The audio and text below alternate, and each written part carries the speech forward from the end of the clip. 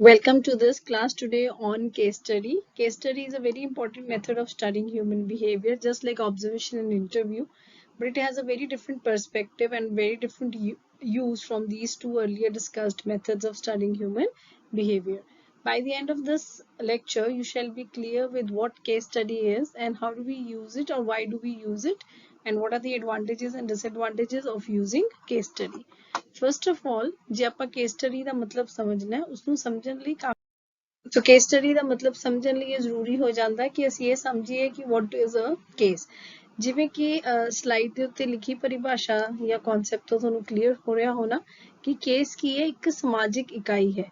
Social unit ਤੋਂ ਭਾਵੇਂ ਸਮਾਜਿਕ ਇਕਾਈ ਵਿਦ ਅ ਡੇਵੀਏਂਟ ਬਿਹੇਵੀਅਰ। ਡੇਵੀਏਂਟ ਬਿਹੇਵੀਅਰ ਦਾ ਮਤਲਬ ਹੁੰਦਾ ਵੱਖਰਾ ਬਿਹੇਵੀਅਰ, ਉਹ ਬਿਹੇਵੀਅਰ ਜੋ ਮੈਜੋਰਟੀ ਆਫ ਦਾ ਪੋਪੂਲੇਸ਼ਨ ਨਹੀਂ ਸ਼ੋ ਕਰ ਰਿਹਾ। ਜੇ ਸਾਰੇ ਸਿੱਧੇ ਰਾਹ ਤੇ ਜਾ ਰਹੇ ਨੇ ਤਾਂ ਇੱਕੋ ਇਨਸਾਨ ਜੋ ਟੇਢੇ ਰਾਹ ਤੇ ਜਾਂਦਾ ਉਹਨੂੰ ਆਪਾਂ ਡੇਵੀਏਂਟ ਕਹਿੰਦੇ ਆ। ਸੋ ਨੋਰਮਲ ਪ੍ਰੋਬੇਬਿਲਿਟੀ ਕਰਵ ਦੇ ਵਿੱਚ ਜਦੋਂ ਆਪਾਂ ਇੱਕ ਕਰਵ ਬਣਾਉਂਦੇ ਆ ਤਾਂ ਜਿਹੜੀ ਪੋਪੂਲੇਸ਼ਨ ਕਰਵ ਦੇ ਐਂਡਸ ਤੇ ਆਉਂਦੀ ਹੈ, ਸਿਖਰ ਤੇ ਆਉਂਦੀ ਹੈ, ਉਹ ਡੇਵੀਏਂਟ ਪੋਪੂਲੇਸ਼ਨ ਹੁੰਦੀ ਆ। ਜਿਵੇਂ ਕਲਾਸ ਦੇ ਵਿੱਚ ਜੇ ਆਪਾਂ ਅਚੀਵਮੈਂਟ ਦੇਖੀਏ ਤਾਂ ਮੋਸਟ ਆਫ ਦੀ ਸਟੂਡੈਂਟ 70% ਬੱਚੇ ਐਵਰੇਜ ਤੇ ਆਉਂਦੇ ਨੇ। ਉਸ ਤੋਂ ਕੁਝ ਪਰਸੈਂਟ ਬੱਚੇ ਆ ਜੋ ਐਵਰੇਜ ਤੋਂ ਜ਼ਿਆਦਾ ਸਕੋਰ ਕਰਦੇ ਨੇ ਤੇ ਕੁਝ ਜੋ ਐਵਰੇਜ ਤੋਂ ਘੱਟ ਸਕੋਰ ਕਰਦੇ ਨੇ। ਵੱਧ ਤੇ ਘੱਟ ਸਕੋਰ ਕਰਨ ਵਾਲੇ ਦੋਨੋਂ ਲੋਕ ਡੇਵੀਏਂਟ ਹੁੰਦੇ ਨੇ। ਸੋ ਕੇਸ ਦੇਖੋ, ਜਦੋਂ ਆਪਾਂ ਕੇਸ ਸਟੱਡੀ ਹੈ ਕਰਨੀ ਹੈ ਤਾਂ ਇਹ ਨਹੀਂ ਹੈ ਕਿ ਤੁਸੀਂ ਹਰ ਇੱਕ ਇਨਸਾਨ ਤੇ ਕੇਸ ਸਟੱਡੀ ਕਰ ਲਓਗੇ। ਤੁਹਾਡਾ ਕੇਸ ਇੱਕ ਸਮਾਜ ਦੇ ਵਿੱਚ ਕਿਸੇ ਚੀਜ਼ ਦਾ ਉਦਾਹਰਨ ਹੋਣਾ ਚਾਹੀਦਾ ਜਾਂ ਸਮਾਜਿਕ ਯੂਨਿਟ ਹੋਣਾ ਚਾਹੀਦਾ, ਪਲੱਸ ਉਹਦੇ ਵਿੱਚ ਇੱਕ ਡੇਵੀਏਂਟ ਬਿਹੇਵੀਅਰ ਹੋਣਾ ਚਾਹੀਦਾ, ਉਹ ਬਿਹੇਵੀਅਰ ਜੋ ਐਵਰੇਜ ਪੋਪੂਲੇਸ਼ਨ ਸ਼ੋ ਨਹੀਂ ਕਰਦੀ। ਇਹ ਕੇਸ ਇੱਕ ਵਿਅਕਤੀ ਵਿਸ਼ੇਸ਼ ਵੀ ਹੋ ਸਕਦਾ, ਇੰਡੀਵਿਜੂਅਲ ਹੋ ਸਕਦਾ। ਜਿਵੇਂ ਮੇਰੀ ਕਲਾਸ ਦੇ ਵਿੱਚ ਜੇ ਮੈਂ ਕਹਾਂ ਕਿ ਸਪੋਜ਼ ਇਹ ਬੱਚਾ ਹੈ, ਉਹ ਬੱਚਾ ਸਲੋ ਲਰਨਰ ਹੈ ਤਾਂ ਉਹ ਇੱਕ ਇਕੱਲਾ ਬੱਚਾ ਹੋ ਗਿਆ। ਮੈਂ ਉਸ ਇਕੱਲੇ ਬੱਚੇ ਤੇ ਰਿਸਰਚ ਜਾਂ ਕੇਸ ਸਟੱਡੀ ਕਰ ਸਕਦੀ ਹਾਂ ਸਮਝਣ ਲਈ ਕਿ ਸਲੋ ਲਰਨਰਸ ਦੀ ਕੀ ਪ੍ਰੋਬਲਮ ਹੈ। ਉਹ ਇੱਕ ਪ੍ਰਕਿਰਿਆ ਹੋ ਸਕਦੀ ਹੈ, ਜਿਵੇਂ ਆਪਾਂ ਕਹੀਏ ਕਿ ਕੱਪੜਾ ਬਣਾਉਣ ਦੀ ਪ੍ਰਕਿਰਿਆ ਤੋਂ process of making cloth, process of making dye. ਇਸ ਤਰ੍ਹਾਂ ਜੇ ਤੁਸੀਂ ਕਿਸੇ ਇੱਕ ਸੋਸ਼ਲ ਪ੍ਰੋਸੈਸ ਨੂੰ, ਜਿਵੇਂ ਆਪਾਂ ਕਹੀਏ ਇੰਸਟੀਟਿਊਸ਼ਨ ਆਫ ਮੈਰਿਜ ਨੂੰ ਸਮਝਣਾ ਚਾਹੁੰਦੇ ਹੋ ਤਾਂ ਤੁਸੀਂ ਮੈਰਿਡ ਲੋਕਾਂ ਦੇ ਉੱਤੇ ਰਿਸਰਚ ਕਰ ਸਕਦੇ ਹੋ। Then it becomes a case study. ਇੱਕ ਘਟਨਾ ਹੋ ਸਕਦੀ ਜਿਵੇਂ ਸਮਾਜ ਦੇ ਵਿੱਚ ਵਿਚਰਨ ਵਾਲੀਆਂ ਕੋਈ ਵੀ ਘਟਨਾਵਾਂ, ਜਿਵੇਂ ਮੈਟਰੋ ਰੇਲ ਦਾ ਇੰਟਰੋਡਕਸ਼ਨ ਹੋਣਾ ਜਾਂ 1984 ਦੇ ਰॉयट्स ਹੋਣਾ। ਇਹ ਘਟਨਾਵਾਂ ਨੇ ਜਿਨ੍ਹਾਂ ਦਾ ਮਨੁੱਖ ਦੇ ਉੱਤੇ ਬਹੁਤ ਵੱਡਾ ਪ੍ਰਭਾਵ ਹੈ। ਸੋ ਇਸ ਤਰ੍ਹਾਂ ਉਹ ਘਟਨਾਵਾਂ ਜੋ ਹਿਸਟਰੀ ਦੇ ਵਿੱਚ ਜਾਂ ਪ੍ਰੈਜ਼ੈਂਟ ਦੇ ਵਿੱਚ ਇੱਕ ਵਿਸ਼ੇਸ਼ ਜਗ੍ਹਾ ਲੈ ਲੈਂਦੀਆਂ, ਸਥਾਨ ਲੈ ਲੈਂਦੀਆਂ, ਉਹਨਾਂ ਦੇ ਉੱਤੇ ਕੀਤੀ ਜਾਣ ਵਾਲੀ ਰਿਸਰਚ ਵੀ ਹੋ ਸਕਦੀ ਹੈ ਜਾਂ ਉਹ ਇੱਕ ਘਟਨਾ ਵੀ ਤੁਹਾਡਾ ਕੇਸ ਬਣ ਸਕਦੀ ਹੈ। ਫਿਨੋਮੀਨਾ ਕਿਸੇ, ਜਿਵੇਂ ਸਪੋਜ਼ ਆਪਾਂ ਕਹੀਏ ਫੀਮੇਲ ਫਿਟੀਸਾਈਡ, ਇਹ ਇੱਕ ਕੇਸ ਹੋ ਸਕਦਾ because female feticide is not something which is very normal kind of a thing। ਉਸੇ ਤਰ੍ਹਾਂ ਡਾਊਰੀ ਡੈਥ, ਡੋਮੈਸਟਿਕ ਵਾਇਲੈਂਸ, ਇਹ ਕੋਈ ਆਮ ਵਿਚਰਨ ਵਾਲੀਆਂ ਘਟਨਾਵਾਂ ਨਹੀਂ ਹਨ, ਡੇਵੀਏਂਟ ਮੰਨੀਆਂ ਜਾਂਦੀਆਂ ਨੇ, ਨਾਰਮਲ ਹਿਊਮਨ ਬਿਹੇਵੀਅਰ ਨਹੀਂ ਹੈ। ਕੋਈ ਕਮਿਊਨਿਟੀ, ਜਿਵੇਂ ਆਪਾਂ ਕਹੀਏ ਪੰਜਾਬੀ ਕਮਿਊਨਿਟੀ ਦੇ ਉੱਤੇ ਤੁਸੀਂ ਰਿਸਰਚ ਕਰਨਾ ਚਾਹੁੰਦੇ ਹੋ ਜਾਂ ਪੰਜਾਬੀ ਕਮਿਊਨਿਟੀ ਨੂੰ ਸਮਝਣਾ ਚਾਹੁੰਦੇ ਹੋ ਤਾਂ ਪੂਰੀ ਪੰਜਾਬੀ ਕਮਿਊਨਿਟੀ ਇੱਕ ਕੇਸ ਬਣ ਜਾਏਗੀ। ਉਸੇ ਤਰ੍ਹਾਂ ਗਰੁੱਪ ਹੋ ਗਿਆ, ਜਿਵੇਂ ਸਮੂਹ, ਸਮਾਜਿਕ ਸਮੂਹ ਹੁੰਦੇ ਨੇ ਜਿਹਦੇ ਵਿੱਚ ਜਿਵੇਂ ਸਪੋਜ਼ ਆਪਾਂ ਕਹੀਏ ਮਾਈਗਰੈਂਟ ਲੇਬਰਰਸ, ਜੋ ਲੋਕ ਆਪਣੇ ਘਰ ਨੂੰ ਛੱਡ ਕੇ ਕਿਸੇ ਹੋਰ ਜਗ੍ਹਾ ਜਾ ਕੇ ਰਹਿੰਦੇ ਨੇ, ਚਾਹੇ ਕਮਾਈਆਂ ਕਰਨ ਲਈ ਜਾਂ ਇੱਕ ਵਧੀਆ ਸਹੂਲਤਾਂ ਦੇ ਲਈ, ਉਹ ਮਾਈਗਰੈਂਟਸ ਹੋ ਸਕਦੇ ਨੇ। ਸੋ ਇਸ ਤਰ੍ਹਾਂ ਇੱਕ ਸਮਾਜਿਕ ਸਮੂਹ ਜੋ ਕੁਝ ਵੱਖਰਾ ਕੰਮ ਕਰਦਾ, ਜਾਂ ਉਹ ਸੰਸਥਾਵਾਂ ਜਿਨ੍ਹਾਂ ਨੇ ਕੁਝ ਹਾਸਲ ਕੀਤਾ, ਜਿਵੇਂ ਕਿ ਆਪਾਂ ਕਹੀਏ ਮਿਸ਼ਨਰੀ ਸਕੂਲਸ। ਕੋਈ ਸਕੂਲ ਹੈ ਜੋ ਜਿਹਦੇ ਵਿੱਚ ਇੱਕ ਵੱਖਰੀ ਤਰ੍ਹਾਂ ਦੀ ਪੜ੍ਹਾਈ ਦਾ ਢੰਗ ਅਪਣਾਇਆ ਜਾਂਦਾ, ਇੱਕ ਵੱਖਰੀ ਤਰ੍ਹਾਂ ਦੇ ਐਡਮਿਨਿਸਟ੍ਰੇਸ਼ਨ ਦਾ ਪ੍ਰਬੰਧ ਅਪਣਾਇਆ ਜਾਂਦਾ, ਉਸ ਤਰ੍ਹਾਂ ਉਹ ਸੰਸਥਾ ਵੀ ਤੁਹਾਡਾ ਕੇਸ ਹੋ ਸਕਦੀ ਹੈ। ਸੋ ਕੇਸ ਤੋਂ ਭਾਵ ਇਹ ਨਹੀਂ ਹੈ ਕਿ ਕੋਈ ਇੱਕ ਵਿਅਕਤੀ ਵਿਸ਼ੇਸ਼ ਹੀ ਹੋਵੇਗਾ, ਕੇਸ ਕੋਈ ਵੀ ਹੋ ਸਕਦਾ, ਚਾਹੇ ਉਹ ਇੰਡੀਵਿਜੂਅਲ ਹੋਵੇ, ਪ੍ਰੋਸੈਸ ਹੋਵੇ, ਇਵੈਂਟ ਹੋਵੇ, ਫਿਨੋਮੀਨਾ ਹੋਵੇ, ਕਮਿਊਨਿਟੀ ਹੋਵੇ, ਗਰੁੱਪ ਹੋਵੇ ਜਾਂ ਸੰਸਥਾ ਹੋਵੇ। ਬਸ ਉਸ ਵਿੱਚ ਇੱਕ ਚੀਜ਼ ਹੋਣੀ ਚਾਹੀਦੀ ਹੈ ਕਿ ਉਹ ਚੀਜ਼ ਆਪਣੇ ਆਪ ਵਿੱਚ ਵਿਸ਼ੇਸ਼ ਹੋਣੀ ਚਾਹੀਦੀ ਹੈ, ਵਿਸ਼ੇਸ਼ ਜਾਂ ਖਾਸ ਹੋਣੀ ਚਾਹੀਦੀ, ਯੂਨੀਕ, ਤੇ ਉਹਦੇ ਵਿੱਚ ਇੱਕ ਕਰੈਕਟਰਿਸਟਿਕ ਹੋਣੇ ਚਾਹੀਦੇ ਨੇ। ਕਰੈਕਟਰਿਸਟਿਕ ਦਾ ਮਤਲਬ ਹੈ ਕੁਝ ਵੱਖਰਾਪਨ ਹੋਣਾ ਚਾਹੀਦਾ ਜੋ ਉਹਨਾਂ ਨੂੰ ਆਮ ਮਨੁੱਖ ਤੋਂ ਜਾਂ ਆਮ ਘਟਨਾਵਾਂ ਤੋਂ, ਆਮ ਸੰਸਥਾਵਾਂ ਤੋਂ ਵੱਖਰਾ ਕਰਦਾ ਹੋਵੇ। ਜੇ ਇਸ ਤਰ੍ਹਾਂ ਦੀ ਵਿਲੱਖਣਤਾ ਤੁਹਾਨੂੰ ਵੇਖਣ ਨੂੰ ਮਿਲਦੀ ਹੈ ਤਾਂ ਹੀ ਉਹ ਇੱਕ ਕੇਸ ਬਣਦਾ ਹੈ। So I hope the meaning of case is clear। Moving next, now we will try to understand what is then a case study। ਫਿਰ ਕੇਸ ਸਟੱਡੀ ਕੀ ਹੋਈ? ਕੇਸ ਸਟੱਡੀ ਨੂੰ ਪਰਿਭਾਸ਼ਿਤ ਕਰਨ ਲਈ ਬਹੁਤ ਅੱਛੇ ਵਧੀਆ ਢੰਗ ਨਾਲ ਇੱਥੇ ਕਨਸੈਪਟਸ ਲਿਖੇ ਗਏ ਆ। ਪਰਿਭਾਸ਼ਾ ਆਪਾਂ ਨੈਕਸਟ ਸਲਾਈਡ ਵਿੱਚ ਲਵਾਂਗੇ, ਪਹਿਲਾਂ ਕਨਸੈਪਟ ਸਮਝਣ ਦੀ ਕੋਸ਼ਿਸ਼ ਕਰਾਂਗੇ। ਕਹਿੰਦੇ ਕੇਸ ਸਟੱਡੀ ਹੈ ਸਿਸਟਮੈਟਿਕ, ਸਿਸਟਮੈਟਿਕ ਤੋਂ ਕੀ ਭਾਵ ਹੈ? ਸਿਸਟਮੈਟਿਕ ਤੋਂ ਭਾਵ ਹੈ ਤਰਤੀਬ। ਇੱਕ ਤਰਤੀਬ ਦੇ ਨਾਲ ਵਿਗਿਆਨਕ ਵਿਧੀ ਨੂੰ ਵਰਤਦੇ ਹੋਏ ਜਦੋਂ ਤੁਸੀਂ ਕਿਸੇ ਘਟਨਾ ਨੂੰ ਸਮਝਣ ਦੀ, perceiving ਦਾ ਮਤਲਬ ਹੁੰਦਾ ਸਮਝਣਾ ਜਾਂ ਨਿਰੀਖਣ ਕਰਨ ਦੀ ਕੋਸ਼ਿਸ਼ ਕਰਦੇ ਹੋ। ਸੋ ਕਿਸੇ ਵੀ ਇਵੈਂਟ ਦਾ, ਇੰਡੀਵਿਜੂਅਲ ਦਾ ਜਾਂ ਤੁਹਾਡੇ ਕੇਸ, ਇਵੈਂਟ ਦੀ ਜਗ੍ਹਾ ਤੁਸੀਂ ਇੱਥੇ ਕੇਸ ਸ਼ਬਦ ਵੀ ਵਰਤ ਸਕਦੇ ਹੋ। ਕਿਸੇ ਕੇਸ ਦਾ ਸਿਸਟਮੈਟਿਕ ਜਾਂ ਸਾਇੰਟੀਫਿਕ ਵੇ ਨਾਲ ਉਸਨੂੰ ਸਮਝਣਾ ਤੇ ਉਸਦਾ ਨਿਰੀਖਣ ਕਰਨਾ, ਅੰਕੜੇ ਇਕੱਠੇ ਕਰਨਾ, ਡੇਟਾ ਕਲੈਕਸ਼ਨ ਕਰਨਾ, ਫਿਰ ਉਹਨਾਂ ਦਾ ਵਿਸ਼ਲੇਸ਼ਣ ਕਰਨਾ ਐਂਡ ਇੱਕ ਰਿਪੋਰਟ ਤਿਆਰ ਕਰਨਾ, ਇਹ ਸਾਰੀਆਂ ਚੀਜ਼ਾਂ ਕੇਸ ਸਟੱਡੀ ਬਣ ਜਾਂਦੀ ਹੈ। ਸੋ ਕੇਸ ਸਟੱਡੀ ਕੀ ਹੈ? ਇੱਕ ਪ੍ਰਕਿਰਿਆ ਹੈ, ਇੱਕ ਪ੍ਰੋਸੈਸ ਹੈ ਜਿਸ ਦੇ ਨਾਲ ਸਿਸਟਮੈਟਿਕ ਤੇ ਸਾਇੰਟੀਫਿਕ ਵੇ ਨਾਲ ਕਿਸੇ ਵੀ ਕੇਸ ਦਾ ਇਨ ਡੈਪਥ ਇਨਵੈਸਟੀਗੇਸ਼ਨ ਕੀਤੀ ਜਾਂਦੀ ਹੈ। ਇਨ ਡੈਪਥ ਤੋਂ ਮਤਲਬ ਹੈ ਡੂੰਘਾਈ ਨਾਲ। ਤੁਸੀਂ ਉੱਪਰੋਂ ਸੁਪਰਫਿਸ਼ੀਅਲ ਇਨਫੋਰਮੇਸ਼ਨ ਨਹੀਂ ਲਓਗੇ, ਡੂੰਘਾਈ ਨਾਲ ਇਨਵੈਸਟੀਗੇਸ਼ਨ ਕਰੋਗੇ ਤਾਂ ਜੋ ਤੁਹਾਨੂੰ ਇੱਕ ਕੰਪਲੀਟ ਤੇ ਡਿਟੇਲਡ ਇਨਫੋਰਮੇਸ਼ਨ ਮਿਲੇ ਉਸ ਸਮਾਜਿਕ ਫਿਨੋਮੀਨਾ ਦੀ, ਜੋ ਕਿ ਸਮਾਜ ਲਈ ਇੱਕ ਵੱਖਰਾ ਹੈ, ਕੁਝ ਡਿਫਰੈਂਟ ਹੈ, ਕੁਝ ਯੂਨੀਕਨੈਸ ਹੈ ਉਸ ਵਿੱਚ। ਕਿਉਂਕਿ ਤੁਸੀਂ ਇਨ ਡੈਪਥ ਇਨਵੈਸਟੀਗੇਸ਼ਨ ਕਰਨੀ ਹੈ ਤਾਂ ਉਸ ਇਨ ਡੈਪਥ ਇਨਵੈਸਟੀਗੇਸ਼ਨ ਲਈ ਅਕਸਰ multiple sources of data collection ਕੀਤਾ ਜਾਂਦਾ। ਇਹ ਨਹੀਂ ਹੈ ਕਿ ਤੁਸੀਂ ਇੱਕੋ ਢੰਗ ਨਾਲ ਅੰਕੜੇ ਇਕੱਠੇ ਕਰੋਗੇ, ਇੱਕ ਤੋਂ ਵੱਧ ਵਿਧੀ ਦੀ ਵਰਤੋਂ ਕੀਤੀ ਜਾਊਗੀ, ਜਿਵੇਂ ਕਿ ਇੰਟਰਵਿਊ, ਆਬਜ਼ਰਵੇਸ਼ਨ ਜਾਂ ਕੁਐਸਚਨੀਅਰ ਵੀ ਵਰਤੇ ਜਾਂਦੇ ਨੇ। ਇਸ ਦੇ ਨਾਲ ਨਾਲ ਤੁਸੀਂ ਕੋਈ ਪੇਂਟਿੰਗਸ ਵੀ ਸਟੱਡੀ ਕਰ ਸਕਦੇ ਹੋ। ਜੇ ਤੁਸੀਂ ਕਿਸੇ ਸੰਸਥਾ ਦੀ ਗੱਲ ਕਰ ਰਹੇ ਹੋ ਤਾਂ ਉਹਦਾ ਆਰਕੀਟੈਕਟ ਵੀ ਸਟੱਡੀ ਕੀਤਾ ਜਾ ਸਕਦਾ ਹੈ, ਉਸਦੇ ਆਰਟੀਫੈਕਟ ਸਟੱਡੀ ਕੀਤੇ ਜਾ ਸਕਦੇ ਨੇ।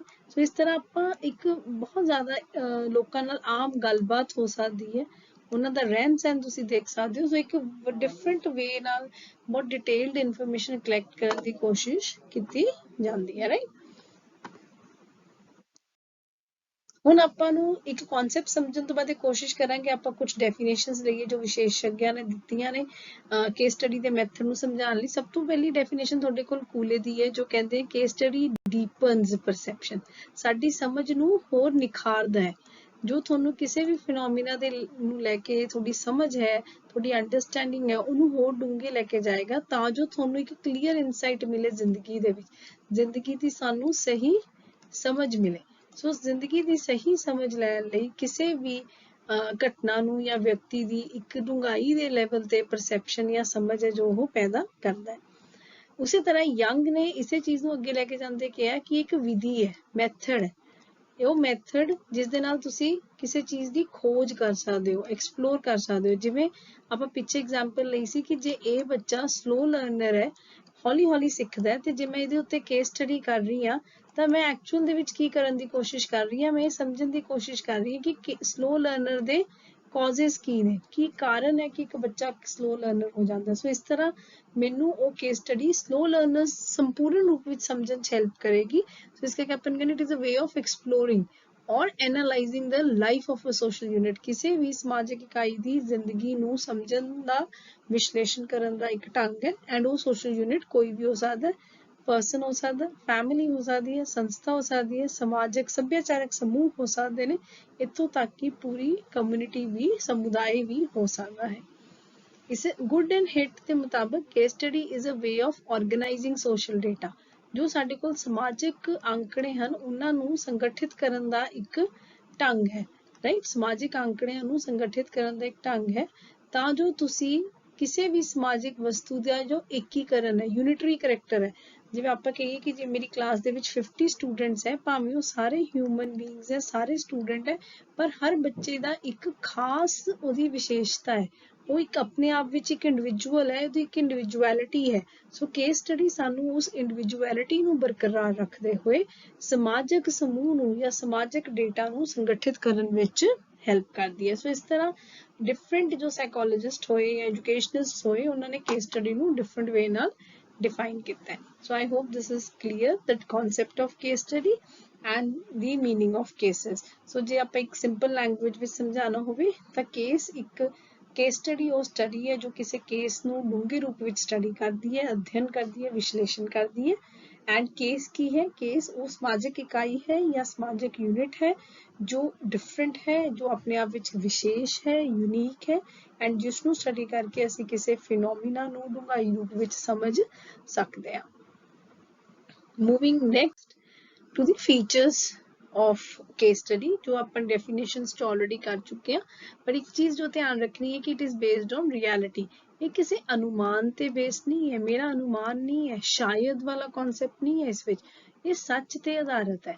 ਉਹ ਘਟਨਾਵਾਂ ਜੋ ਅਸਲ ਦੇ ਵਿੱਚ ਹੋਈਆਂ ਹਨ, ਉਹ ਇਨਸਾਨ ਜੋ ਅਸਲ ਦੇ ਵਿੱਚ ਐਗਜ਼ਿਸਟ ਕਰਦਾ ਹੈ, ਉਹਨਾਂ ਚੀਜ਼ਾਂ ਨੂੰ ਹੀ ਡੀਪਲੀ ਸਟੱਡੀ ਕੀਤਾ ਜਾਂਦਾ ਆਬਜ਼ਰਵੇਸ਼ਨ ਦੇ ਨਾਲ, ਇੰਟਰਵਿਊ ਨਾਲ ਜਾਂ ਸਾਈਕੋਲੋਜੀਕਲ ਟੈਸਟ ਨਾਲ, ਤਾਂ ਜੋ ਤੁਹਾਨੂੰ ਵਿਸਥਾਰ ਵਿੱਚ, ਕੰਪਰੀਹੈਂਸਿਵ ਦਾ ਮਤਲਬ ਹੈ ਵਿਸਥਾਰ ਪੂਰਵਕ, ਤੁਹਾਨੂੰ ਵਿਸਥਾਰ ਪੂਰਵਕ ਜੋ ਇਨਫੋਰਮੇਸ਼ਨ ਉਹ ਮਿਲ ਸਕੇ ਐਂਡ ਆਪਾਂ ਮਨੁੱਖੀ ਬਿਹੇਵੀਅਰ ਨੂੰ ਸਮਝ ਸਕੀਏ ਡਾਇਰੈਕਟਲੀ, ਇਨਡਾਇਰੈਕਟਲੀ ਨਹੀਂ, ਡਾਇਰੈਕਟਲੀ ਅਸੀਂ ਹਿਊਮਨ ਬਿਹੇਵੀਅਰ ਨੂੰ ਸਟੱਡੀ ਕਰ ਸਕੀਏ। ਸੋ ਇਸੇ ਲਈ ਕਿ ਤੁਸੀਂ ਕਿਸ ਤਰ੍ਹਾਂ ਦੀ ਸਮਾਜਿਕ ਇਕਾਈ ਚੁਣਦੇ ਹੋ, ਉਹਦੇ ਮੁਤਾਬਿਕ ਹੀ ਕੇਸ ਸਟੱਡੀ ਦੀਆਂ ਵੱਖ-ਵੱਖ ਕਿਸਮਾਂ ਨੇ। ਜੇ ਇੱਕ ਖਾਸ ਵਿਅਕਤੀ ਤੇ ਕੇਸ ਸਟੱਡੀ ਕੀਤੀ ਜਾਂਦੀ ਹੈ, ਉਹਨੂੰ ਆਪਾਂ ਇੰਡੀਵਿਜੂਅਲ ਕੇਸ ਸਟੱਡੀ ਕਹਿੰਦੇ ਹਾਂ। ਜਿਵੇਂ ਕਿ ਤੁਸੀਂ ਕਿਸੇ ਖਾਸ ਇੱਕ ਰੇਪ ਵਿਕਟਿਮ ਤੇ ਸਟੱਡੀ ਕਰੋ, ਇੱਕ ਕਦਾਚਾਰੀ ਬੱਚੇ ਤੇ ਸਟੱਡੀ ਕਰੋ, ਇੱਕ ਸਲੋ ਲਰਨਰ ਤੇ ਸਟੱਡੀ ਕਰੋ, ਤਾਂ ਸਿਰਫ ਇੱਕ ਬੱਚਾ ਚੁਣਿਆ ਤੁਸੀਂ, ਉਸਦੇ ਉੱਤੇ ਡੀਪ ਸਟੱਡੀ ਕੀਤੀ ਗਈ ਹੈ, then it is an individual case study. ਜੇ ਕਿਸੇ ਸੰਸਥਾ ਜਾਂ ਆਰਗੇਨਾਈਜੇਸ਼ਨ ਸੰਗਠਨ ਦੀ ਕੀਤੀ ਗਈ, ਜਿਵੇਂ ਆਪਾਂ ਕਹੀਏ ਕਿ ਅਸੀਂ SGPC ਦੇ ਉੱਤੇ ਕੋਈ ਰਿਸਰਚ ਕਰੀਏ, ਜਾਂ ਅਸੀਂ ਕਿਸੇ ਯੂਨੀਵਰਸਿਟੀ ਦੇ ਉੱਤੇ ਕੋਈ ਰਿਸਰਚ ਕਰੀਏ, ਅਸੀਂ ਸਕੂਲ ਦੇ ਉੱਤੇ ਕੋਈ ਰਿਸਰਚ ਕਰੀਏ, ਐਂਡ ਫਿਰ ਅਸੀਂ ਇੱਕੋ ਖਾਸ ਸਕੂਲ ਦੀ ਡੀਪ ਇਨਫੋਰਮੇਸ਼ਨ ਕਲੈਕਟ ਕਰੀਏ, ਇੱਕ ਯੂਨੀਵਰਸਿਟੀ ਦੀ ਡੀਪ ਇਨਫੋਰਮੇਸ਼ਨ ਕਲੈਕਟ ਕਰੀਏ, ਤਾਂ ਉਸ ਕੇਸ ਸਟੱਡੀ ਨੂੰ ਆਪਾਂ ਸਟੱਡੀ ਆਫ ਆਰਗੇਨਾਈਜੇਸ਼ਨ ਔਰ ਇੰਸਟੀਟਿਊਸ਼ਨ ਕਹਿੰਦੇ ਹਾਂ। ਥਰਡ ਟਾਈਪ ਹੈ ਸਟੱਡੀ ਆਫ ਇਵੈਂਟਸ। ਜੇ ਤੁਸੀਂ ਕਿਸੇ ਮਿਊਜ਼ਿਕ ਸ਼ੋ ਹੋਇਆ ਹੋਵੇ ਕੋਈ ਆਪਣੇ ਨੇੜੇ, ਆਪਾਂ ਉਸ ਮਿਊਜ਼ਿਕ ਸ਼ੋਅ ਨੂੰ ਡੀਪਲੀ ਸਟੱਡੀ ਕਰਨ ਦੀ ਕੋਸ਼ਿਸ਼ ਕਰੀਏ, ਜਾਂ ਸਮਾਜਿਕ ਰੋਲਸ ਐਂਡ ਰਿਲੇਸ਼ਨਸ਼ਿਪ, ਅਧਿਆਪਕ ਦੀ ਕੀ ਭੂਮਿਕਾ ਹੈ, ਅਧਿਆਪਕ ਬੱਚੇ ਦਾ ਰਿਸ਼ਤਾ ਕਿਸ ਤਰ੍ਹਾਂ ਦਾ ਹੁੰਦਾ। ਸੋ ਤੁਸੀਂ ਇੱਕ ਅਧਿਆਪਕ ਇੱਕ ਬੱਚੇ ਨਾਲ ਨਹੀਂ ਲੈ ਸਕਦੇ, ਇੱਕ ਅਧਿਆਪਕ ਦੇ ਨਾਲ ਉਹਦੇ ਕਲਾਸ ਨੂੰ ਪੂਰੀ ਨੂੰ ਆਪਾਂ ਸਟੱਡੀ ਕਰਾਂਗੇ, ਤਾਂ ਜੋ ਅਸੀਂ ਇਵੈਂਟ ਰੋਲਸ ਜਾਂ ਰਿਸਪੌਂਸਿਵ ਰਿਲੇਸ਼ਨਸ਼ਿਪਸ ਨੂੰ ਸਮਝ ਸਕੀਏ। ਸਮੁਦਾਇ ਦੇ ਉੱਤੇ ਕੀਤੀਆਂ ਜਾਣ ਵਾਲੀਆਂ ਰਿਸਰਚਸ, ਜਿਵੇਂ ਆਪਾਂ ਪਿੱਛੇ ਗੱਲ ਕਰੀ ਸੀ ਵੀ ਜੇ ਅਸੀਂ ਪੰਜਾਬੀ ਕਮਿਊਨਿਟੀ ਦੇ ਉੱਤੇ ਰਿਸਰਚ ਕਰੀ, ਜਾਂ ਸਮਾਜਿਕ ਗਰੁੱਪਸ, ਜਿਵੇਂ ਜਦੋਂ ਕੋਵਿਡ ਦੇ ਸਮੇਂ ਬਹੁਤ ਵੱਡੇ ਪੱਧਰ ਤੇ ਮਾਈਗ੍ਰੈਂਟ ਲੇਬਰਸ ਹੈ ਜੋ ਮਾਈਗ੍ਰੇਟ ਕਰ ਗਏ ਸੀ, ਇਹ ਸਮਝਣ ਲਈ ਕਿ ਉਹ ਕਿਉਂ ਪੰਜਾਬ ਨੂੰ ਛੱਡ ਕੇ ਆਪਣੇ ਨੇਟਿਵ ਵਿਲੇਜ ਗਏ, ਐਸੇ ਕੀ ਡਰ ਸੀਗੇ। ਸੋ ਜੇ ਤੁਸੀਂ ਇਹ ਦੇਖਣਾ ਚਾਹੁੰਦੇ ਹੋਵੋਗੇ ਤਾਂ ਤੁਹਾਨੂੰ ਉਹਨਾਂ ਸਾਰੇ ਮਾਈਗ੍ਰੇਸ਼ਨ ਵਾਲੇ ਲੋਕਾਂ ਨਾਲ ਗੱਲਬਾਤ ਕਰਨੀ ਪਏਗੀ ਜੋ ਆਪਣਾ ਘਰ ਛੱਡ ਕੇ ਕੋਵਿਡ ਦੇ ਦੌਰਾਨ ਗਏ ਸੀ। ਹੁਣ ਉਹ ਇੱਕ ਸਮਾਜਿਕ ਗਰੁੱਪ ਬਣ ਜਾਂਦੇ ਨੇ, ਐਂਡ ਉਹਨਾਂ ਦੇ ਉੱਤੇ ਕੀਤੀ ਜਾਣ ਵਾਲੀ ਰਿਸਰਚ ਨੂੰ ਆਪਾਂ ਜਾਂ ਕੇਸ ਸਟੱਡੀ ਨੂੰ ਸੋਸ਼ਲ ਗਰੁੱਪ ਕੇਸ ਸਟੱਡੀ ਕਹਿੰਦੇ ਹਾਂ। ਸੋ ਇਸ ਤਰ੍ਹਾਂ ਕੇਸ ਸਟੱਡੀ ਕੁੱਲ ਮਿਲਾ ਕੇ 5 ਤਰ੍ਹਾਂ ਦੀ ਹੈ। ਇਹ ਡਿਪੈਂਡ ਕਰਨ ਤੇ ਕਿ ਤੁਹਾਡਾ ਕੇਸ ਕਿਸ ਰੂਪ ਵਿੱਚ ਲਿਆ ਗਿਆ ਹੈ। ਸੋ before studying the steps of case study, we will just try to understand ਕਿ advantages disadvantages ਕੀ ਨੇ ਕੇਸ ਸਟੱਡੀ ਦੀਆਂ। ਸਭ ਤੋਂ ਪਹਿਲਾਂ ਤਾਂ ਕਿਸੇ ਇੱਕ ਸਮਾਜਿਕ ਗਰੁੱਪ ਨੂੰ ਹੀ ਇੰਟੈਂਸਿਵਲੀ ਮੀਨਸ ਬਹੁਤ ਜ਼ਿਆਦਾ ਡੀਪਲੀ ਸਟੱਡੀ ਕਰਕੇ ਅਸੀਂ ਉਸਦੇ ਪੂਰੇ ਲਾਈਫ ਸਪੈਨ ਨੂੰ ਸਮਝ ਪਾਉਂਦੇ ਹਾਂ। ਪਲੱਸ ਇਸ ਦੇ ਨਾਲ ਨਾਲ ਉਹਨਾਂ ਕੰਪਲੈਕਸ ਫੈਕਟਰਸ ਨੂੰ ਅਸੀਂ ਸਮਝ ਪਾਉਂਦੇ ਹਾਂ ਜੋ ਸੋਸ਼ਲ ਯੂਨਿਟ ਨੂੰ ਇਨਫਲੂਐਂਸ ਕਰਦੇ ਨੇ। ਜੇ ਨਾਰਮਲ ਰਿਸਰਚ ਲਈਏ ਤਾਂ ਆਪਾਂ ਨਾਰਮਲ ਰਿਸਰਚ ਵੀ ਸਪੋਜ਼ 100 ਦਾ ਸੈਂਪਲ ਲੈਂਦੇ ਹਾਂ ਜਾਂ 500 ਦਾ ਸੈਂਪਲ ਲੈਂਦੇ ਹਾਂ, ਤਾਂ ਅਸੀਂ 500 ਲੋਕਾਂ ਦੇ ਨੂੰ ਸਟੱਡੀ ਕਰਨ ਦੀ ਕੋਸ਼ਿਸ਼ ਕਰ ਰਹੇ ਹੁੰਦੇ ਹਾਂ, ਤੇ ਕੋਈ ਵੀ 500 ਲੋਕਾਂ ਨੂੰ ਐਂਡ ਡੀਪਲੀ ਸਟੱਡੀ ਨਹੀਂ ਕਰ ਸਕਦਾ। ਹੁਣ ਕੇਸ ਸਟੱਡੀ ਦੇ ਵਿੱਚ ਕਿਉਂਕਿ ਤੁਹਾਡੇ ਕੋਲ ਇੱਕੋ ਕੇਸ ਹੈ ਐਂਡ ਜਿਸਨੂੰ ਤੁਸੀਂ ਡੀਪਲੀ ਸਟੱਡੀ ਕਰ ਰਹੇ ਹੋ, ਪੋਸੀਬਲ ਹੈ ਕਿ ਤੁਸੀਂ ਕਰ ਲਓ। ਸੋ ਉਸ ਇੱਕ ਕੇਸ ਦੇ ਨਾਲ ਤੁਸੀਂ ਕੰਪਲੈਕਸ ਫੈਕਟਰਸ ਜੋ ਕਿਸੇ ਵੀ ਸੋਸ਼ਲ ਯੂਨਿਟ ਨੂੰ ਇਫੈਕਟ ਕਰਦੇ ਹੋ ਉਹਨੂੰ ਸਮਝ ਪਾਉਂਦੇ ਹੋ। ਐਬਜ਼ੌਰਬਿੰਗ ਹੈ, ਬੰਦੇ ਦੇ ਜੋ ਸੋਸ਼ਲ ਐਟੀਟਿਊਡਸ ਐਂਡ ਵੈਲਿਊਜ਼ ਉਹਨਾਂ ਨੂੰ ਸਮਝਣ ਵਿੱਚ ਹੈਲਪ ਕਰਦੀਆਂ ਨੇ, ਐਂਡ ਰੀਪਰੋਡਿਊਸ ਕਰਨ 'ਚ ਵੀ ਕਰ ਪਾਉਂਦੇ ਹੋ ਤੁਸੀਂ। ਤੁਸੀਂ ਹਰ ਇੱਕ ਪਹਿਲੂ ਸੋਸ਼ਲ ਯੂਨਿਟ ਦਾ ਡੀਪਲੀ ਸਟੱਡੀ ਕਰ ਪਾਉਂਦੇ ਹੋ, ਕਿਉਂਕਿ ਤੁਹਾਡੇ ਕੋਲ ਨੰਬਰ ਆਫ ਪੀਪਲ ਜਿਹਨੂੰ ਸਟੱਡੀ ਕਰਨਾ ਉਹ ਘੱਟ ਹੁੰਦਾ, ਐਂਡ ਇਸ ਕਰਕੇ ਜਿਹੜੇ ਵੈਰਾਈਟੀ ਆਫ ਹੈਬਿਟਸ ਟ੍ਰੇਟਸ ਹੈ ਉਹ ਵੀ ਸਟੱਡੀ ਹੋ ਜਾਂਦੇ ਨੇ। ਡਿਟੇਲਡ ਇਨਫੋਰਮੇਸ਼ਨ ਮਿਲਦੀ ਹੈ ਗਰੋਥ ਬਾਰੇ। ਜਿਵੇਂ ਸਪੋਜ਼ ਜੇ ਆਪਾਂ ਪੰਜਾਬ ਯੂਨੀਵਰਸਿਟੀ ਦੇ ਉੱਤੇ ਕੇਸ ਸਟੱਡੀ ਦੇ ਅੰਡਰ ਸਟੱਡੀ ਕਰਾਂਗੇ, ਤਾਂ ਅਸੀਂ ਜਿੱਦਣ ਤੋਂ ਪੰਜਾਬ ਯੂਨੀਵਰਸਿਟੀ ਬਣੀ ਐਂਡ ਅੱਜ ਤੱਕ ਉਹਦੀ ਸਾਰੀ ਜਰਨੀ ਦਾ ਹਰ ਪਹਿਲੂ ਸਮਝ ਪਾਵਾਂਗੇ, ਕਿਉਂਕਿ ਅਗੇਨ ਆਪਾਂ ਪੂਰੀ એનર્ਜੀ ਇੱਕੋ ਚੀਜ਼ ਤੇ ਲਗਾ ਰਹੇ ਹਾਂ। ਸੋ ਸਾਨੂੰ ਗਰੋਥ ਪੈਟਰਨ ਸਮਝਣ ਦੇ ਵਿੱਚ ਹੈਲਪ ਹੁੰਦੀ ਹੈ। ਉਸਦੇ ਨਾਲ ਨਾਲ ਹੀ ਡਿਸਐਡਵਾਂਟੇਜ ਇਹ ਰਹਿੰਦਾ ਹੈ ਕਿ ਤੁਸੀਂ ਸਿਰਫ ਉਹਨਾਂ ਸਿਚੁਏਸ਼ਨਸ 'ਚ ਕੇਸ ਸਟੱਡੀ ਕਰ ਸਕਦੇ ਹੋ ਜਿੱਥੇ, ਹੁਣ ਜੇ ਮੈਂ ਕਹਾਂ ਕਿ ਪੰਜਾਬ ਯੂਨੀਵਰਸਿਟੀ ਦਾ ਮੈਨੂੰ ਮੈਂ ਪੰਜਾਬ ਯੂਨੀਵਰਸਿਟੀ ਦੇ ਉੱਤੇ ਕੇਸ ਸਟੱਡੀ ਕਰੂੰਗੀ from the day Punjab university was made ਔਰ ਸਟਾਰਟਡ ਫੰਕਸ਼ਨਿੰਗ ਟਿਲ ਡੇਟ, ਇਹ ਤਾਂ ਹੀ ਪੋਸੀਬਲ ਹੋਊਗਾ ਜੇ ਪੰਜਾਬ ਯੂਨੀਵਰਸਿਟੀ ਦੇ ਆਫਿਸ 'ਚੋਂ ਮੈਨੂੰ ਹਰ ਇੱਕ ਸਾਲ ਦਾ ਜਾਂ ਹਰ ਇੱਕ ਘਟਨਾਵਾਂ ਦਾ ਡੇਟਾ ਮਿਲੇਗਾ। ਸੋ ਜੇ ਉਹ ਡੇਟਾ ਨਹੀਂ ਹੈਗਾ ਪੰਜਾਬ ਯੂਨੀਵਰਸਿਟੀ ਕੋਲ, ਤਾਂ ਤੁਸੀਂ ਉਸਨੂੰ ਸਟੱਡੀ ਨਹੀਂ ਕਰ ਸਕਦੇ। ਸੋ ਇਨ ਦੋ ਸਿਚੁਏਸ਼ਨਸ ਜਿੱਥੇ ਸਟਰਕਚਰ ਨਹੀਂ ਹੈ ਡੇਟੇ ਦਾ ਆਲਰੇਡੀ, ਉੱਥੇ ਤੁਸੀਂ ਇਹਨੂੰ ਯੂਜ਼ ਨਹੀਂ ਕਰ ਸਕਦੇ। ਇੱਕ ਬਹੁਤ ਵੱਡੀ ਅਜ਼ੰਪਸ਼ਨ ਹੈ ਜੋ ਕੇਸ ਸਟੱਡੀ ਲੈ ਕੇ ਚੱਲਦੀ ਹੈ ਕਿ ਸਾਡੇ ਪਿਛਲੇ ਐਕਸਪੀਰੀਅੰਸਿਸ ਦਾ ਜਾਂ ਸਾਡੀਆਂ ਪਾਸਟ ਹੈਪਨਿੰਗਸ ਦਾ ਸਾਡੇ ਅੱਜ ਤੇ ਬਹੁਤ ਵੱਡਾ ਪ੍ਰਭਾਵ। ਜੋ ਹੋ ਵੀ ਸਕਦਾ ਤੇ ਨਹੀਂ ਵੀ ਹੋ ਸਕਦਾ। ਜ਼ਰੂਰੀ ਨਹੀਂ ਹੈ ਕਿ ਹਰ ਇੱਕ ਇਨਸਾਨ ਦਾ ਪਿਛੋਕੜ ਜਾਂ ਹਰ ਇੱਕ ਇਨਸਾਨ ਦੇ ਪਾਸਟ ਐਕਸਪੀਰੀਐਂਸਿਸ ਉਹਦੇ ਪ੍ਰੈਜ਼ੈਂਟ ਨੂੰ ਇਫੈਕਟ ਕਰਨ। it depends upon recall of others as to what had happened। ਬਹੁਤ ਜ਼ਿਆਦਾ ਮੈਮਰੀ ਬੇਸਡ ਹੈ, ਕਿਉਂਕਿ ਜੇ ਤੁਸੀਂ ਇੱਕ ਬੱਚੇ ਨੂੰ ਪੁੱਛੋਗੇ ਵੀ ਤੇਰੇ ਪਿਛਲੇ ਸਾਲ ਤੇਰੇ ਨਾਲ ਕੀ ਹੋਇਆ ਜਾਂ ਉਸ ਪਿਛਲੇ ਸਾਲ ਕੀ ਹੋਇਆ, ਤਾਂ it is memory based। Over emphasises ਹੋ ਜਾਂਦਾ ਹੈ ਕਈ ਵਾਰ, ਆਪਾਂ ਲੋੜ ਤੋਂ ਵੱਧ ਜ਼ੋਰ ਦੇ ਦਿੰਦੇ ਵੀ ਇੱਕੋ ਹੀ ਇਨਸਾਨ ਹੁੰਦਾ ਜਿੱਥੇ ਅਸੀਂ ਸਟੱਡੀ ਕਰਨੀ ਹੁੰਦੀ ਹੈ ਐਂਡ ਟਾਈਮ ਸਾਡੇ ਕੋਲ ਹੁੰਦਾ, ਐਨਰਜੀ ਵੀ ਹੁੰਦੀ ਹੈ, ਤਾਂ ਅਸੀਂ ਕਈ ਵਾਰ ਓਵਰ ਐਮਫਸਾਈਜ਼ ਕਰ ਦਿੰਦੇ ਹਾਂ, ਲੋੜ ਤੋਂ ਵੱਧ ਇੰਪੋਰਟੈਂਸ ਦੇ ਦਿੰਦੇ ਹਾਂ ਉਸ ਕਰੈਕਟਰ ਨੂੰ ਜੋ ਇੰਨਾ ਇੰਪੋਰਟੈਂਟ ਨਹੀਂ ਹੁੰਦਾ, ਰਾਈਟ। ਐਂਡ ਇਨਕੰਪਲੀਟ ਡੇਟਾ ਹੋਣ ਕਰਕੇ ਕਈ ਵਾਰ ਬਹੁਤ ਵਧੀਆ ਰਿਜ਼ਲਟਸ ਹੈ ਜੋ ਉਹ ਨਹੀਂ ਮਿਲ ਪਾਉਂਦੇ। ਸੋ ਅਬ ਹਰ ਚੀਜ਼ ਦੀਆਂ ਐਡਵਾਂਟੇਜਸ ਐਂਡ ਡਿਸਐਡਵਾਂਟੇਜਸ ਹੁੰਦੀਆਂ ਨੇ, ਡਿਪੈਂਡ ਕਰਦਾ ਕਿ ਤੁਹਾਡਾ ਪਰਪਸ ਕੀ ਹੈ ਚੀਜ਼ ਨੂੰ ਸਟੱਡੀ ਕਰਨ ਦਾ ਤੇ ਤੁਸੀਂ ਕਿਉਂ ਕਰਨਾ ਚਾਹੁੰਦੇ ਹੋ। ਤਾਂ ਜੇ ਬਹੁਤੀ ਵਾਰ ਅਸੀਂ ਕੁਝ ਸਿਚੁਏਸ਼ਨਸ ਐਸੀਆਂ ਹੁੰਦੀਆਂ ਨੇ, ਕੁਝ ਪ੍ਰੋਬਲਮਸ ਐਸੀਆਂ ਹੁੰਦੀਆਂ ਨੇ ਜਿੱਥੇ ਸਾਨੂੰ ਬਹੁਤ ਜ਼ਿਆਦਾ ਵੱਡੇ ਲੈਵਲ ਤੇ ਡੇਟਾ ਮਿਲਣ ਦੇ ਚਾਂਸ ਨਹੀਂ ਹੁੰਦੇ, ਉਸ ਕੇਸ ਵਿੱਚ ਅਸੀਂ ਕੇਸ ਸਟੱਡੀ ਹੀ ਯੂਜ਼ ਕਰਾਂਗੇ। ਐਂਡ ਪਲੱਸ ਜੇ ਤੁਸੀਂ ਇੱਕ ਵਿਸ਼ੇਸ਼ ਸੰਸਥਾ ਨੂੰ, ਵਿਸ਼ੇਸ਼ ਇਨਸਾਨ ਨੂੰ ਹੀ ਸਟੱਡੀ ਕਰਨਾ ਚਾਹੁੰਦੇ ਹੋ, ਜੇ ਤੁਸੀਂ ਮਹਾਤਮਾ ਗਾਂਧੀ ਦੇ ਉੱਤੇ ਅਧਿਐਨ ਕਰਨਾ ਚਾਹੁੰਦੇ ਹੋ ਤਾਂ ਮਹਾਤਮਾ ਗਾਂਧੀ ਦੇ ਉੱਤੇ ਹੀ ਕੀਤਾ ਜਾ ਸਕਦਾ ਹੈ, ਉਹ ਤੁਸੀਂ ਕਰ ਹੀ ਨਹੀਂ ਸਕਦੇ ਡਿਫਰੈਂਟ ਆਸਪੈਕਟਸ ਤੇ। ਐਂਡ ਇਸੇ ਤਰ੍ਹਾਂ ਸਾਡੀਆਂ ਬਿਹੇਵੀਅਰ ਦੀਆਂ ਕੁਝ ਸਮੱਸਿਆਵਾਂ ਹੁੰਦੀਆਂ, ਜਿਵੇਂ ਸਟੈਮਰਿੰਗ ਦੀ ਸਮੱਸਿਆ, ਹਕਲਾਉਣਾ, ਹਰ ਇੱਕ ਇਨਸਾਨ ਨਹੀਂ ਹਕਲਾਉਂਦਾ। ਜੇ ਤੁਸੀਂ ਹਕਲਾਉਣ ਦੀ ਪ੍ਰੋਬਲਮ ਨੂੰ ਸਮਝਣਾ ਹੈ ਤਾਂ ਤੁਹਾਨੂੰ ਇੱਕ ਕੇਸ ਤੇ ਹੀ ਕੰਮ ਕਰਨਾ ਪਏਗਾ। ਸੋ ਇਸ ਤਰ੍ਹਾਂ ਐਡਵਾਂਟੇਜਸ ਵੀ ਹੈ, ਡਿਸਐਡਵਾਂਟੇਜਸ ਵੀ ਹੈ, ਡਿਪੈਂਡ ਕਰਦਾ ਹੈ ਕਿ ਤੁਹਾਡੀ ਲੋੜ ਕੀ ਹੈ, ਉਸ ਲੋੜ ਮੁਤਾਬਿਕ ਹੀ ਇਸ ਵਿਧੀ ਨੂੰ ਯੂਜ਼ ਕੀਤਾ ਜਾ ਸਕਦਾ ਹੈ। Now we will take up the steps of case study। Now ਜਦੋਂ ਵੀ case study ਦੇਖੋ ਜੀ, ਸ਼ੁਰੂਆਤ ਜੇ ਆਪਾਂ ਸਿੰਪਲ ਲੈਂਗੁਏਜ ਵਿੱਚ ਲਈਏ ਜਾਂ ਬਿਨਾਂ ਇਹਨਾਂ ਟੈਕਨੀਕਲ ਸਟੈਪਸ ਤੋਂ ਵੀ ਲਈਏ, ਤਾਂ ਜਿਵੇਂ ਸਪੋਜ਼ ਜੇ ਸਭ ਤੋਂ ਪਹਿਲਾਂ ਸਾਨੂੰ ਕੀ ਆਇਡੈਂਟੀਫਾਈ ਕਰਨਾ ਪਏਗਾ, ਕੇਸ। ਜੇ ਮੈਂ ਸਲੋ ਲਰਨਰ ਦੇ ਉੱਤੇ ਕੰਮ ਕਰਨਾ ਚਾਹੁੰਦੀ ਹਾਂ ਤਾਂ ਸਭ ਤੋਂ ਪਹਿਲਾਂ ਮੈਨੂੰ ਸਲੋ ਲਰਨਰ ਹੀ ਲੱਭਣਾ ਪਏਗਾ, ਰਾਈਟ। ਫਾਈਂਡ ਕਰਨਾ ਪਏਗਾ ਤੁਹਾਨੂੰ ਕਿ you will need to find one slow learner, ਤਾਂ ਹੀ ਤੁਸੀਂ ਉੱਤੇ ਕੰਮ ਕਰੋਗੇ। ਜੇ ਤੁਸੀਂ ਕਿਸੇ MBBS ਡਾਕਟਰ ਦੀ ਲਾਈਫ ਨੂੰ ਦੇਖਣਾ ਚਾਹੁੰਦੇ ਹੋ ਕਿਸ ਤਰ੍ਹਾਂ ਦੀ ਹੈ, ਤਾਂ ਤੁਹਾਨੂੰ ਇੱਕ MBBS ਡਾਕਟਰ ਸਰਚ ਕਰਨਾ ਪਏਗਾ ਜੋ ਤੁਹਾਨੂੰ ਡੇਟਾ ਦੇ ਸਕਦਾ। ਸੋ ਸਭ ਤੋਂ ਪਹਿਲਾਂ ਆਪਾਂ ਨੂੰ ਜੋ ਫਰਸਟ ਸਟੈਪ ਉਹ ਇਹੀ ਹੈ ਕਿ ਸਾਨੂੰ ਕੇਸ ਲੱਭਣਾ ਪਏਗਾ। ਫਿਰ ਉਸ ਕੇਸ ਦੀ ਤੁਹਾਨੂੰ ਪ੍ਰੈਜ਼ੈਂਟ ਸਟੇਟਸ ਦੇਖਣਾ ਪਏਗਾ। ਇਹ ਬਹੁਤ ਇੰਪੋਰਟੈਂਟ ਹੈ, ਅੱਜ ਕੀ ਹੈ ਉਸਦਾ, what is the present status, ਕਿਉਂਕਿ ਇਸ ਪ੍ਰੈਜ਼ੈਂਟ ਸਟੇਟਸ ਨੂੰ ਹੀ ਐਕਸਪਲੇਨ ਕਰਨ ਲਈ ਆਪਾਂ ਇਹਦੇ ਪਾਸ ਵੱਲ ਜਾਵਾਂਗੇ। So the first step is to determine the present status through direct observation, right। ਇਸ ਤੋਂ ਇਲਾਵਾ ਤੁਸੀਂ ਫਿਜ਼ੀਕਲ ਐਗਜ਼ਾਮੀਨੇਸ਼ਨ ਵੀ ਕਰ ਸਕਦੇ ਹੋ। ਜਿਵੇਂ ਇੱਕ ਸਿੰਪਲ ਐਗਜ਼ਾਮਪਲ ਆਪਾਂ ਸਮਝਣ ਲਈ ਇੱਕ ਐਨਾਲੋਜੀ ਯੂਜ਼ ਕਰ ਸਕਦੇ ਹਾਂ ਕਿ ਜੇ ਮੈਨੂੰ ਬੁਖਾਰ ਹੈ ਐਂਡ ਤੁਸੀਂ ਡਾਕਟਰ ਕੋਲ ਗਏ ਹੋ, ਤਾਂ ਤੁਸੀਂ you go to the doctor, ਸਭ ਤੋਂ ਪਹਿਲਾਂ ਡਾਕਟਰ ਤੁਹਾਡੇ ਅੱਜ ਦੇਖਦਾ ਹੈ ਥਰਮਾਮੀਟਰ ਲਗਾ ਕੇ ਕਿ ਤੁਹਾਡਾ ਪ੍ਰੈਜ਼ੈਂਟ ਟੈਂਪਰੇਚਰ ਕੀ ਹੈ। ਸੋ ਉਸੇ ਤਰ੍ਹਾਂ ਕੇਸ ਸਟੱਡੀ ਦੇ ਵਿੱਚ ਵੀ ਜਦੋਂ ਸਾਨੂੰ ਕੇਸ ਮਿਲ ਜਾਂਦਾ, ਜਿਵੇਂ ਡਾਕਟਰ ਨੂੰ ਅਸੀਂ ਐਸ ਪੇਸ਼ੈਂਟ ਮਿਲ ਗਏ, ਇੱਥੇ ਕੇਸ ਸਟੱਡੀ ਕਰਨ ਵਾਲੇ ਨੂੰ ਕੇਸ ਮਿਲ ਗਿਆ, ਜਿਵੇਂ ਡਾਕਟਰ ਸਾਡਾ ਸਭ ਤੋਂ ਪਹਿਲਾਂ ਟੈਂਪਰੇਚਰ, ਬਲੱਡ ਪ੍ਰੈਸ਼ਰ ਚੈੱਕ ਕਰਦੇ ਕਿ ਅੱਜ ਦਾ ਟੈਂਪਰੇਚਰ ਕੀ ਹੈ, ਅੱਜ ਦਾ ਬਲੱਡ ਪ੍ਰੈਸ਼ਰ ਕੀ ਹੈ। ਉਸੇ ਤਰ੍ਹਾਂ ਕੇਸ ਸਟੱਡੀ ਵਿੱਚ ਵੀ ਅੱਜ ਦਾ ਪ੍ਰੈਜ਼ੈਂਟ ਸਟੇਟਸ ਕੀ ਹੈ, ਸਭ ਤੋਂ ਪਹਿਲਾਂ ਉਹ ਸਟੱਡੀ ਕੀਤਾ ਜਾਂਦਾ। ਫਿਰ ਉਸ ਤੋਂ ਬਾਅਦ ਡਾਕਟਰ ਤੁਹਾਨੂੰ ਕੀ ਪੁੱਛਦੇ ਨੇ ਕਿ ਕਿੱਥੇ ਗਏ ਸੀ, ਠੰਡਾ ਪਾਣੀ ਤਾਂ ਨਹੀਂ ਪੀਤਾ ਸੀ, ਟੈਂਪਰੇਚਰ ਉਹ ਤਾਂ ਨਹੀਂ ਹੋਇਆ ਸੀਗਾ, ਬਹੁਤ ਜ਼ਿਆਦਾ ਟੈਂਪਰੇਚਰ 'ਚ ਕੋਈ ਫਲਕਚੁਏਸ਼ਨ ਤਾਂ ਨਹੀਂ ਸੀ, ਕੋਈ ਜ਼ਿਆਦਾ ਫਿਜ਼ੀਕਲ ਕੰਮ ਤਾਂ ਨਹੀਂ ਕੀਤਾ ਸੀ, ਖਾਣਾ ਖਾਇਆ ਸੀ। ਸੋ ਡਿਫਰੈਂਟ ਸਵਾਲ ਪੁੱਛ ਕੇ ਡਾਕਟਰ ਇਹ ਦੇਖਣਾ ਚਾਹੁੰਦਾ ਹੁੰਦਾ ਕਿ ਜੋ ਟੈਂਪਰੇਚਰ ਅੱਜ ਤੁਹਾਡਾ ਸਪੋਜ਼ 100 ਡਿਗਰੀ ਸੈਲਸੀਅਸ ਆਇਆ ਤਾਂ ਉਹਦੇ ਕਾਰਨ ਕੀ ਹੋ ਸਕਦੇ ਨੇ। ਉਸੇ ਤਰ੍ਹਾਂ ਕੇਸ ਸਟੱਡੀ ਦੇ ਵਿੱਚ ਤੁਸੀਂ ਪ੍ਰੈਜ਼ੈਂਟ ਸਟੇਟਸ ਜਦੋਂ ਬੰਦੇ ਦਾ ਡਿਟਰਮਿਨ ਕਰ ਲਿਆ, ਸਪੋਜ਼ ਮੈਂ ਡਿਟਰਮਿਨ ਕੀਤਾ ਕਿ ਇੱਕ ਸਟੂਡੈਂਟ ਆਇਆ, ਮੇਰੇ ਸਟੂਡੈਂਟ ਨੂੰ ਮੈਂ ਪੁੱਛਿਆ ਬੇਟੇ ਤੇਰੇ ਮੈਥਸ ਵਿੱਚ ਕਿੰਨੇ ਨੰਬਰ ਆਏ ਨੇ, ਸਪੋਜ਼ ਉਹਦੇ 100 ਵਿੱਚੋਂ 80 ਮਾਰਕਸ ਆਏ ਨੇ, ਤਾਂ ਇਹ ਉਹਦਾ ਪ੍ਰੈਜ਼ੈਂਟ ਸਟੇਟਸ ਹੈ। ਹੁਣ ਮੈਂ ਸੈਕਿੰਡ ਸਟੈਪ ਦੇ ਵਿੱਚ ਇਹ ਆਇਡੈਂਟੀਫਾਈ ਕਰਨ ਦੀ ਕੋਸ਼ਿਸ਼ ਕਰੂੰਗੀ ਕਿ ਉਸਦੇ 80 ਮਾਰਕਸ ਕਿਉਂ ਆਏ ਨੇ, 100 ਚੋਂ 100 ਕਿਉਂ ਨਹੀਂ ਆਏ। So you will find the most possible antecedent. Antecedent ਹੁੰਦਾ ਹੈ ਜੋ ਅੱਜ ਮੇਰਾ ਬਿਹੇਵੀਅਰ ਹੈ ਉਸ ਤੋਂ ਪਹਿਲਾਂ ਹੋਣ ਵਾਲੀਆਂ ਘਟਨਾਵਾਂ ਕੀ ਹੋਣਗੀਆਂ, ਉਹਨਾਂ ਨੂੰ ਆਪਾਂ ਐਂਟੀਸੀਡੈਂਟ ਕਹਿੰਦੇ ਹਾਂ। ਸੋ ਸਭ ਤੋਂ ਅਸੀਂ ਸੈਕਿੰਡ ਸਟੈਪ ਤੇ ਡਿਟਰਮਿਨ ਕਰਦੇ ਹਾਂ ਕਿ ਜੋ ਅੱਜ ਹੈ, ਜੋ ਮੌਜੂਦ ਹੈ ਮੇਰੇ ਕੋਲ, ਉਹਦੇ ਪਿੱਛੇ ਕਾਰਨ ਕੀ ਹੋ ਸਕਦੇ ਨੇ ਜੋ ਉਸ ਸਿਚੁਏਸ਼ਨ ਤੱਕ ਉਸਨੂੰ ਲੈ ਕੇ ਆਏ।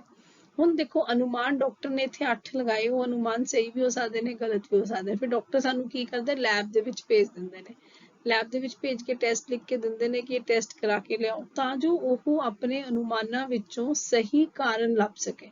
ਉਸੇ ਤਰ੍ਹਾਂ ਥਰਡ ਸਟੈਪ ਵਿੱਚ ਤੁਸੀਂ ਇੱਥੇ ਐਂਟੀਸੀਡੈਂਟਸ ਗੈਸ ਕੀਤੇ ਨੇ ਕਿ ਉਹਦੇ 80 ਮਾਰਕਸ ਆਉਣ ਦੇ ਕਾਰਨ ਕੀ ਹੋ ਸਕਦੇ, ਸਪੋਜ਼ 1 2 3 4 5 and 6 ਆਪਾਂ 6 ਕਾਰਨ ਲਿਸਟ ਕਰ ਲਏ, ਤਾਂ ਆਪਾਂ ਹੁਣ ਇਹਨਾਂ 6 ਕਾਰਨਾਂ ਨੂੰ ਵੈਰੀਫਾਈ ਕਰਾਂਗੇ ਕਿ ਇਹਨਾਂ ਵਿੱਚੋਂ ਕਿਹੜਾ ਕਾਰਨ ਸਹੀ ਹੈ ਤੇ ਕਿਹੜਾ ਕਾਰਨ ਗਲਤ ਹੈ।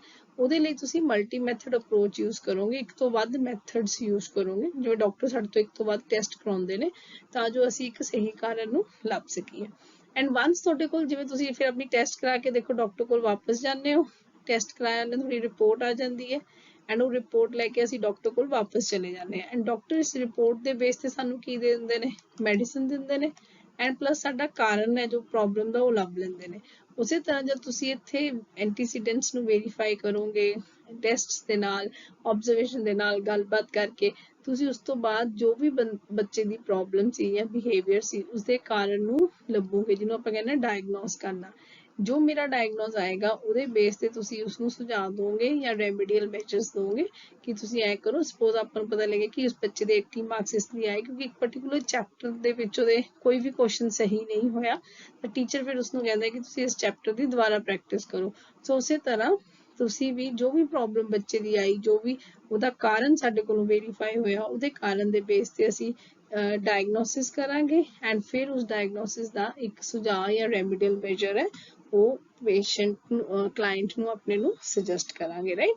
ਸੋ ਇਸ ਤਰ੍ਹਾਂ ਅਸੀਂ ਕੇਸ ਸਟੱਡੀ ਦੇ ਵਿੱਚ ਇੱਕ ਕਿਸੇ ਵੀ ਕੇਸ ਦੀ ਪ੍ਰੈਜ਼ੈਂਟ ਸਟੇਟਸ ਨੂੰ ਦੇਖਦੇ ਹੋਏ ਉਸ ਪ੍ਰੈਜ਼ੈਂਟ ਸਟੇਟਸ ਦੇ ਪਿੱਛੇ ਲੁਕੇ ਹੋਏ ਕੀ ਕਾਰਨ ਹੋ ਸਕਦੇ ਨੇ ਉਹਨਾਂ ਨੂੰ ਲੱਭਦੇ ਆ, ਫਿਰ ਉਹਨਾਂ ਨੂੰ ਵੈਰੀਫਾਈ ਕਰਦੇ ਆ। ਜੋ ਸਾਡੇ ਕੋਲ ਵੈਰੀਫਾਈ ਹੋ ਕੇ ਆਉਂਦਾ ਉਸ ਦੇ ਮੁਤਾਬਿਕ ਅਸੀਂ ਉਸਦਾ ਡਾਇਗਨੋਸਿਸ ਕਰਕੇ ਉਸਨੂੰ ਰੈਮੀਡੀਅਲ ਮੈਜਰਸ ਦਿੰਦੇ ਆ, ਰਾਈਟ।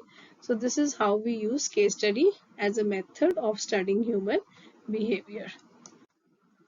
ਐਂਡ ਇਸ ਦੇ ਲਈ ਬਹੁਤ ਇੰਪੋਰਟੈਂਟ ਹੈ ਕਿ ਤੁਹਾਡੇ ਅੰਦਰ ਕੁਝ ਸਕਿੱਲਸ ਹੋਣੇ ਚਾਹੀਦੇ ਨੇ ਕਿਉਂਕਿ everyone can not do a case study. ਸੁਣਨ ਨੂੰ ਆਸਾਨ ਲੱਗਦਾ, ਕਰਨ ਨੂੰ ਬਹੁਤ ਮੁਸ਼ਕਿਲ ਹੈ। ਸਭ ਤੋਂ ਪਹਿਲਾਂ ਤੁਹਾਡੇ ਅੰਦਰ ਇੱਕ ਕਾਬਲੀਅਤ ਹੋਣੀ ਚਾਹੀਦੀ ਕਿ ਤੁਸੀਂ ਵਧੀਆ ਸਵਾਲ ਪੁੱਛੋ ਐਂਡ ਉਹਨਾਂ ਜਵਾਬਾਂ ਨੂੰ ਇੰਟਰਪ੍ਰੇਟ ਵੀ ਕਰ ਸਕੋ। ਤੁਸੀਂ ਕਿਸੇ ਬੱਚੇ ਨੂੰ ਇਹ ਕੁਐਸਚਨ ਪੁੱਛਦੇ ਹੋ, ਉਹਦਾ ਉਹ ਇੱਕ ਆਨਸਰ, ਸਪੋਜ਼ ਇੱਕ ਆਨਸਰ ਦਿੰਦਾ ਹੈ, ਤਾਂ ਸਾਡੇ ਅੰਦਰ ਇਹ ਐਬਿਲਿਟੀ ਹੋਣੀ ਚਾਹੀਦੀ ਹੈ ਕਿਸੇ ਆਨਸਰ ਦਾ ਐਨਾਲਿਸਿਸ ਕਰ ਸਕੇ। ਸਿੱਧਾ ਸਿੱਧਾ ਜਵਾਬ ਕੋਈ ਨਹੀਂ ਦਿੰਦਾ ਹੁੰਦਾ, ਪਰ ਜੇ ਅਸੀਂ ਉਸ ਆਨਸਰ ਦਾ ਐਨਾਲਿਸਿਸ ਹੀ ਨਹੀਂ ਕਰ ਪਾਉਂਦੇ ਤਾਂ ਤੁਸੀਂ ਕਦੇ ਵੀ ਕਾਰਨ ਨਹੀਂ ਲੱਭ ਸਕੋਗੇ।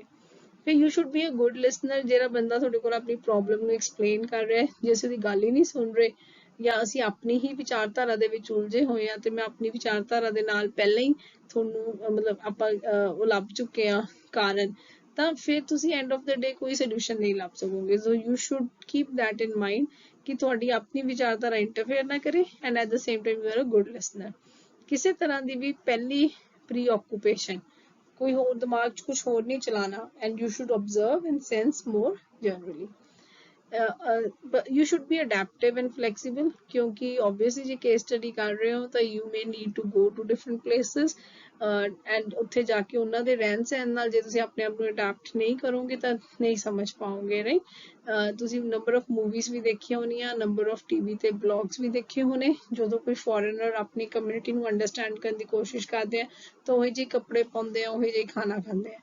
ਸੋ ਤੁਸੀਂ ਵੀ ਆਪਣੀ ਲਾਈਫ ਦੇ ਵਿੱਚ ਜੇ ਕੇਸ ਸਟੱਡੀ ਯੂਜ਼ ਕਰ ਰਹੇ ਹੋ ਐਂਡ ਇਹਦੇ ਵਿੱਚ ਤੁਸੀਂ ਜਾ ਕੇ ਲੋਕਾਂ ਦੇ ਨਾਲ ਇੰਟਰਵਿਊ ਕਰ ਰਹੇ ਹੋ, ਆਬਜ਼ਰਵੇਸ਼ਨ ਕਰ ਰਹੇ ਹੋ, ਉਹਨਾਂ ਦੇ ਨਾਲ ਰਹਿ ਰਹੇ ਹੋ, ਤਾਂ ਤੁਹਾਨੂੰ ਆਪਣੇ ਆਪ ਨੂੰ ਵੀ ਬਦਲਣਾ ਪਏਗਾ, ਰਾਈਟ। ਐਂਡ ਪਲੱਸ ਤੁਹਾਡੇ ਇੱਕ ਸਮਝ ਹੋਣੀ ਵੀ ਬਹੁਤ ਜ਼ਰੂਰੀ ਹੈ, ਥਿਓਰੈਟੀਕਲ ਅੰਡਰਸਟੈਂਡਿੰਗ ਹੋਣੀ ਵੀ ਜ਼ਰੂਰੀ ਹੈ।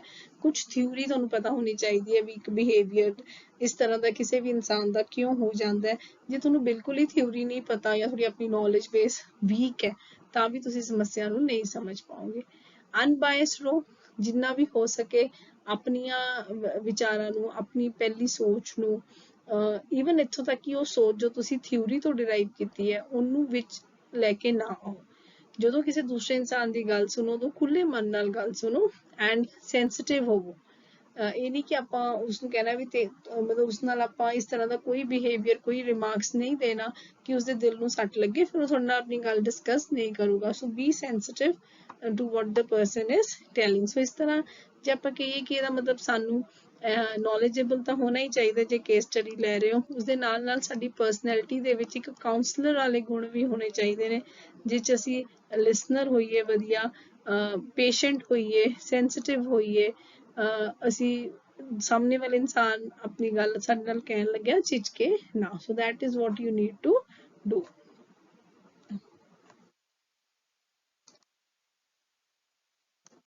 So this is all about case study method, and using this method as a method of studying human behavior. The only thing that we need to keep in mind is कि कुछ ऐसे unique cases ਹੁੰਦੇ ਨੇ जिन्हां unique cases ਨੂੰ study करके ਅਸੀਂ ਉਹਨਾਂ ਦੀ ਸਮਝ ਨਾਲ ਜੋ ਸਾਨੂੰ study ਕਰਕੇ result ਆਂਦੀ ਹੈ ਜਾਂ ਜੋ results ਆਂਦੇ ਨੇ ਉਸਦੇ ਨਾਲ ਉਹਨਾਂ ਵਰਗੇ ਹੀ ਹੋਰ cases ਨੂੰ ਵੀ ਸਮਝ ਪਾਉਂਦੇ ਆ. So that's why we use this method. ਕਿਉਂਕਿ ਬਹੁਤੀ ਵਾਰ case studies assumption ਤੇ based ਹੈ ਕਿ ਜਿਹੜਾ human behavior ਹੈ ਚਾਹੇ ਉਹਦੇ ਵਿੱਚ ਵੱਖਰਾਪਨ ਤਾਂ ਹੈ but still ਸਾਡੇ ਸਾਰਿਆਂ ਦੇ behavior ਵਿੱਚ ਕੁਝ similarities ਤਾਂ ਰਹਿੰਦੀਆਂ ਹੀ ਨੇ, right? ਜੇ teachers ਹੈ ਤਾਂ ਚਾਹੇ ਅਸੀਂ ਸਾਰੇ different teachers ਹੋਵਾਂਗੇ ਪਰ teacher ਇਹ ਵੀ ਜੇ teacher ਹੈ ਜੇ ਮੈਨੂੰ A teacher ਦੀਆਂ problems ਜੋ ਹੋਣਗੀਆਂ ਕਾਫੀ ਹੱਦ ਤੱਕ B teacher ਦੀਆਂ ਵੀ problems ਉਹੀ ਜਿਹੀਆਂ ਹੋਣਗੀਆਂ. ਸੋ ਜੇ ਤੁਸੀਂ A teacher ਨੂੰ ਬਹੁਤ ਡੂੰਘਾਈ ਨਾਲ ਸਮਝ ਲੈਂਦੇ ਹੋ ਤਾਂ ਤੁਸੀਂ ਦੂਜੇ teacher ਨੂੰ ਵੀ ਸਮਝ ਪਾਉਂਦੇ ਹੋ. ਸੋ ਇਸੇ ਤਰ੍ਹਾਂ ਇਹ ਮੰਨਦਾ ਹੈ ਕਿ ਕਿਸੇ ਵੀ ਇੱਕ ਇਨਸਾਨ ਦੇ behavior ਨੂੰ ਜੇ ਅਸੀਂ ਚੰਗੀ ਤਰ੍ਹਾਂ ਸਮਝ ਲਈਏ ਤਾਂ ਉਸ ਸਮਝ ਦੇ ਨਾਲ ਅਸੀਂ ਕਿਸੇ ਦੂਸਰੇ ਇਨਸਾਨ ਦੇ behavior ਨੂੰ ਵੀ ਸਮਝ ਸਕਦੇ ਹਾਂ.